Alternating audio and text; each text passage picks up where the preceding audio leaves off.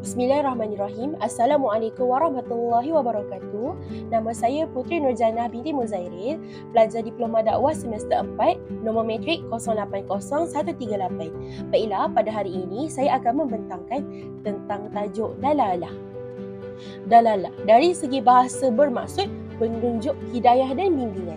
Manakala dalalah dari segi istilah bermaksud memahami satu perkara melalui perkara yang lain, iaitu perkara pertama dinamakan dal ataupun dalil, manakala perkara yang difahami daripada perkataan yang tadi dinamakan madlul.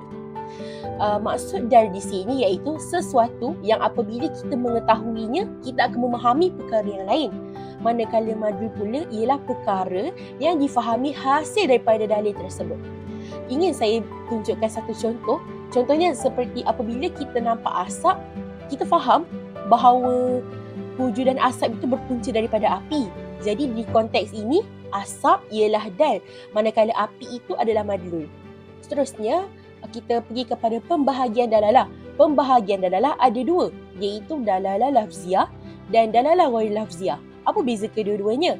Dalalah lafziah iaitu menggunakan lafaz atau bunyi, manakala dalalah ghair lafziah tanpa lafaz ataupun bunyi. Kemudian, dalalah lafziah bermaksud menggunakan bunyi atau perkataan, dan ia terbahagi kepada 3 jenis, iaitu dalalah lafziah tabi'iyah, dalalah lafziah akliyah dan dalalah lafziah wada'iyah. Kita pergi kepada pembahagian yang pertama, iaitu dalalah lafziah tabi'iyah, iaitu dalalah yang berlaku secara semula jadi. Contohnya jeritan seseorang yang menunjukkan dia dalam bahaya, ataupun bunyi rintihan atau esakan yang menunjukkan kesakitan. Yang kedua iaitu dalalah lafziah akliyah, iaitu dalalah yang difahami melalui akal.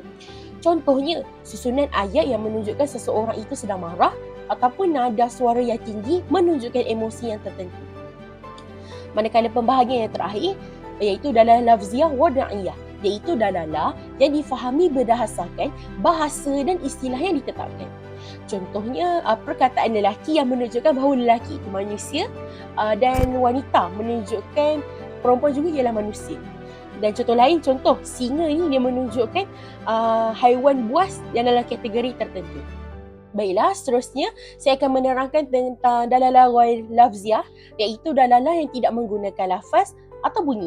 Dan ia juga mempunyai 3 kategori, iaitu dalalah ghair lafziah tabi'iyah, dalalah ghair lafziah akliyah dan dalalah ghair lafziah wada'iyah.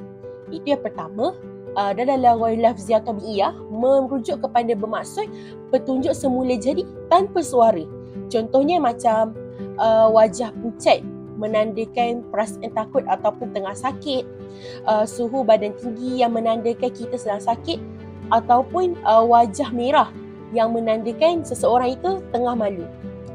Baiklah, pembahagian yang kedua iaitu dalalah ghair lafziah akliyah, iaitu petunjuk yang difahami melalui akal. Contohnya kesan tapak kaki di padang pasir menunjukkan ada orang lalu, asap menunjukkan adanya api, dan perubahan susunan bilik menandakan seseorang telah masuk ke bilik tadi sebentar tadi. Baiklah, pembahagian yang ketiga iaitu dalalah ghair lafziah wada'iyah, iaitu petunjuk yang difahami berdasarkan simbol dan peraturan. Contohnya seperti lampu isyarat, lampu hijau yang menandakan kereta boleh bergerak, lampu kuning yang menandakan bersedia atau berhati-hati untuk berhenti, dan lampu merah menunjukkan tanda berhenti. Baiklah, kesimpulannya di sini, dalalah merupakan asas penting dalam ilmu mantik kerana ia membantu manusia untuk memahami sesuatu perkara melalui petunjuk, tanda dan isyarat, sama ada melalui lafaz, bunyi, perbuatan, perubahan keadaan maupun simbol. Semuanya berfungsi sebagai dalil yang membawa kepada satu kefahaman. Oleh itu, memahami konsep dalalah bukan sahaja penting dalam ilmu mantik, malah sangat berguna dalam kehidupan seharian kita, khususnya dalam berkomunikasi, membuat keputusan dan menilai sesuatu perkara secara rasional dan tepat. Sekian sahaja daripada saya. Wabillahi taufiq wal hidayah. Wassalamualaikum warahmatullahi wabarakatuh. Terima kasih.